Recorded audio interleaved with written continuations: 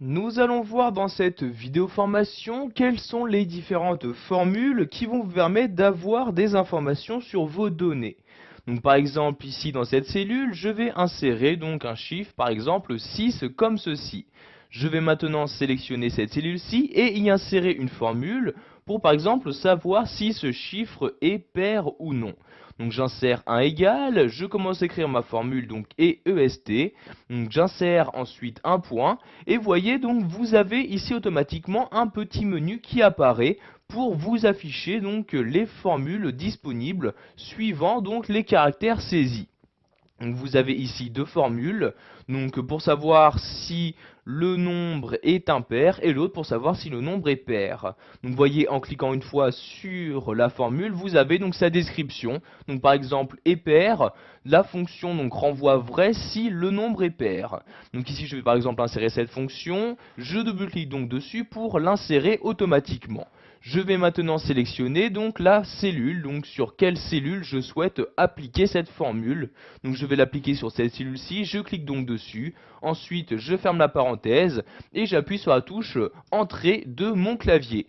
Donc vous voyez ici j'ai comme résultat vrai, ce qui veut dire que donc le chiffre est bien pair. Donc l'avantage d'utiliser cette formule est que si je change de chiffre, donc le résultat de la formule va automatiquement donc s'actualiser pour donc s'adapter à la nouvelle donnée saisie. Donc par exemple ici je saisis donc à la place de 6, je vais mettre 3 comme ceci, j'appuie sur la touche entrée et vous pouvez voir ici que le résultat de la formule a bien changé. Il s'agit maintenant de faux donc, car la donnée n'est plus paire. Nous allons également voir qu'il existe une formule qui va vous permettre donc d'avoir comme résultat de formule pour savoir donc si votre donnée est numérique ou non. Donc ici, je vais par exemple insérer une nouvelle donnée, je vais mettre 7 comme ceci, et dans cette cellule, je vais insérer la formule, donc j'insère le égal, je mets EEST et NUM comme ceci. Donc vous voyez cette fonction-ci. J'ouvre ensuite la parenthèse et je vais insérer la valeur. Donc ici, je sélectionne la cellule en question, je ferme de nouveau la parenthèse et j'appuie sur la touche Entrée comme ceci pour insérer ma formule. Donc ici, j'ai comme résultat vrai, en effet, donc 7, il s'agit bien d'un chiffre, donc d'une valeur numérique.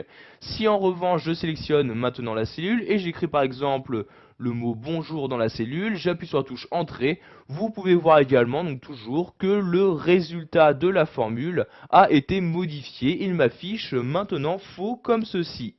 Pour finir, nous allons voir une autre formule utile, une formule qui va vous permettre de savoir si la cellule en question est une cellule de référence ou non.